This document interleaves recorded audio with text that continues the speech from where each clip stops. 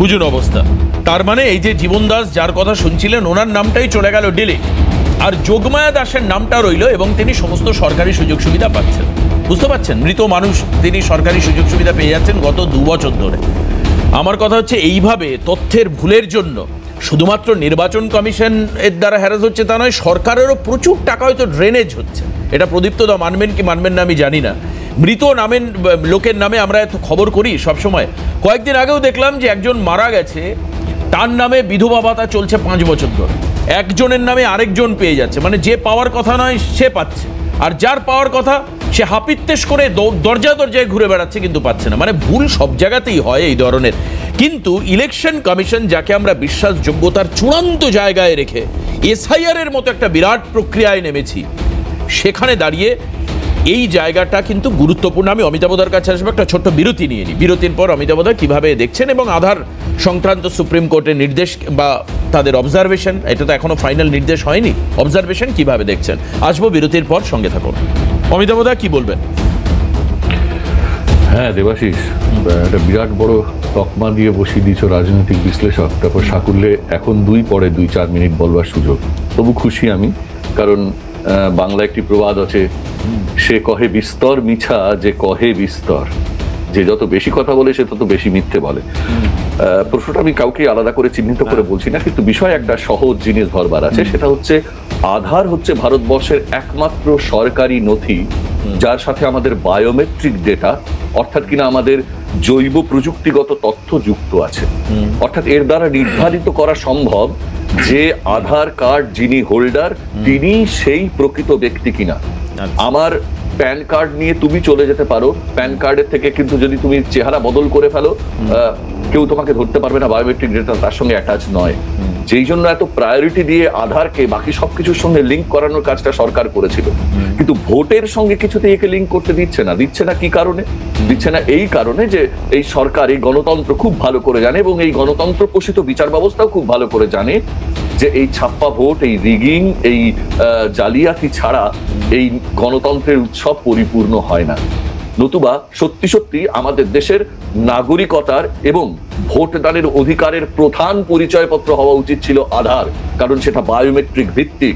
আমরা যখন বুথে ঢুকবো আমরা আমাদের বায়োমেট্রিক ম্যাচ করিয়ে ঢুকবো, ভোট দেব এবং চলে আসব। তাহলেই প্রমাণিত হবে আমার ভোট আমিই দিচ্ছি, কোনো রামশ্যাম যদুমধু আমার হয়ে ভোট দিয়ে দিচ্ছেন না। এ দাবি সমাজকর্মীরা বহুদিন ধরে করেছেন, অশ্রুত থেকেছে। আজ সরকার মানে আদালত সেটাকে প্রায় বাতিলের জায়গায় ঠেলে দিল।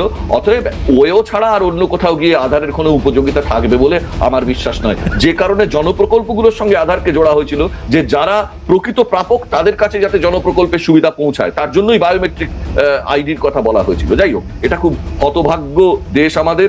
নানান ক্ষেত্রে যে বিচারপতি এসএসসি মামলায় পূর্বতন শুনানিতে এক কথা বলেন, পরের শুনানিতে আরেক রকম কথা বলেন, এই জিনিসও আমাদের দেখতে হয়েছে। ফলে আদালতের এই মুহূর্তে অবস্থান, তারা কি ভাবছেন, কি মেধা থেকে কি বিচার করেন, কি পারিপার্শ্বিকতাকে কিভাবে দেখেন, এই সমস্ত কিছু আজকাল সত্যি সত্যি মানে রাজনীতি পড়াতে পড়াতে দেখতে দেখতে নিজেও মাঝে মাঝে সংশয়াবিষ্ট হয়ে যাচ্ছি। শেষ পর্যন্ত সত্যি সত্যি মাথার উপর সংবিধানটা আছে তো? সংবিধানটা বুঝছেন তো সবাই? মানছেন তো সংবিধানকে? একটা বড় প্রশ্ন দেখা দিচ্ছে। দেখো, এই যে এসআইআর হচ্ছে এমন কোনো বড় ব্যাপার নয়, কিন্তু এসআইআর এর আগেও হয়েছে। এই যে কত ভোটার মারা গেছেন এ তথ্য তো রাজ্যের পৌর দপ্তরের তুলে দেওয়া উচিত নির্বাচন কমিশনকে, কারণ জন্ম মৃত্যুর নিবন্ধীকরণ পৌর দপ্তর করে। সোজাসুজি এর আগেও যত এসআইআর হয়েছে এই কোঅর্ডিনেশনের ভিত্তিতে হয়েছে। কেন্দ্রীয় নির্বাচন কমিশন তার প্রতিনিধিদের পাঠিয়েছে, রাজ্য সরকার তাদের হাতে তথ্য তুলে দিয়েছেন। জন্মের নথি সেই একই রাজ্য সরকারের কাছেই নথিভুক্ত। অতএব কিন্তু মুশকিলটা হচ্ছে খুব সাম্প্রতিক কালে এই যে এই এসআইআর নিয়ে রাজ্য সরকারের বিরোধিতা বা বিরোধী অবস্থানের জন্য এই তথ্যটা প্রপারলি ডেসিমিনেট হয়নি।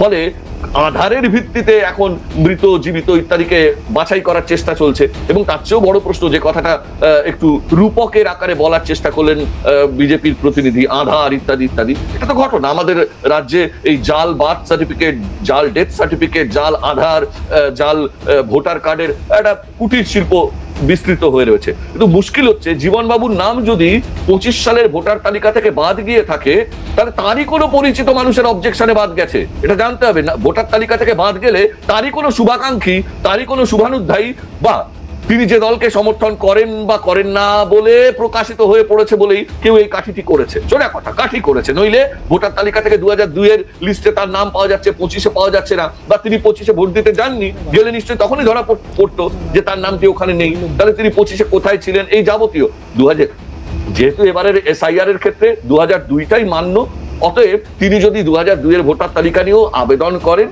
তার আবেদন এখনো গৃহীত হতে পারে, তার অল্টারনেট প্রক্রিয়াটাও রয়েছে, শুধু এই মানুষগুলোর কাছে সেই তথ্যটা পৌঁছে দেওয়া হয়নি, বরং একটা আতঙ্ক তৈরি করে দেওয়া হয়েছে, তুমি যদি কোনো কারণে ডি ভোটার হয়ে যাও এরপরে তোমাকে দেশ থেকে খেদিয়ে দেওয়া হবে।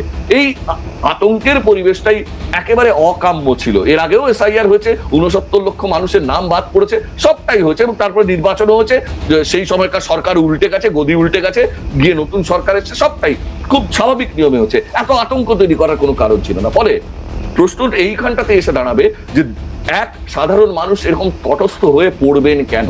তাদেরকে আশ্বস্ত করাটাই তো রাজনৈতিক দল, আমরা যারা মানুষের প্রতিনিধি বলে নিজেদেরকে প্রচার করি, মানুষের স্বার্থের কথা বলবো বলে রাজনীতি করছি বলে ঘোষণা করে ময়দানে নামি, এবং নানা রকম নিজেদেরকে কেউকে জনতা, কাউকে কেউ মা মাটি মানুষ, বা কেউ কংগ্রেস, এই জাতীয় শব্দগুলোকে ব্যবহার করি আমাদের মানে জনতার পক্ষে, আমরা মানুষের পক্ষে আমরা দেখাতে, তাহলে আমরা কেন মানুষের ভেতরে এই আশ্বস্ত বোধটা জাগিয়ে তুলবো না? ভাই, এটা একটা সাংবিধানিক দায়িত্ব আপনাকে পালন করতে হবে, একটা ফর্ম পূরণ করে আপনাকে তথ্য তুলে দিতে হবে দেশের নির্বাচক পরিচালক মন্ডলীর কাছে যে আপনি জীবিত আছেন, আপনার পিতা এর আগে বা মাতা এর আগে ভোট দিয়েছেন, বা এই যে তথ্যগুলো দেওয়া সেটা নিয়ম মাফিক একটা কাজের আওতায় পড়ে, আপনি সেখানে সহযোগিতা করুন, ব্যাস এইটুকু সহজ করে বুঝিয়ে দেওয়া দরকার ছিল, তা না।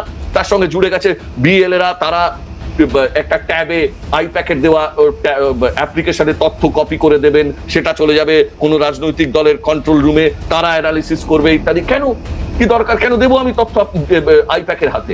কেউ কি পারে আমার তথ্য এইভাবে তুলে নিতে? অর্থাৎ সর্বতভাবে যে জিনিসটা তুলে ধরা হয়েছে বা গড়ে তোলা হয়েছে SIR কে কেন্দ্র করে একটা আতঙ্কের পরিবেশ, একটা ভয়ের পরিবেশ। সাধারণ মানুষ ভাবছেন এইটা থেকে যদি বাদ পড়ে গেলাম তাহলে বোধহয় একেবারে ভারতবর্ষ থেকে আমাকে তাড়িয়ে দেবে রে বাবা। কিন্তু মুশকিলটা হচ্ছে এই যে গোটা প্রক্রিয়াটা এই সম্পর্কে একটা দলও মানুষের পাশে দাঁড়িয়ে মানুষকে আশ্বস্ত করছে না যে এটা একটা সাংবিধানিক প্রক্রিয়া, আপনি ভারতবর্ষের নাগরিক হিসেবেই আপনি এই সুযোগটা পাচ্ছেন এখানে অংশগ্রহণ করবার, আপনি আসুন।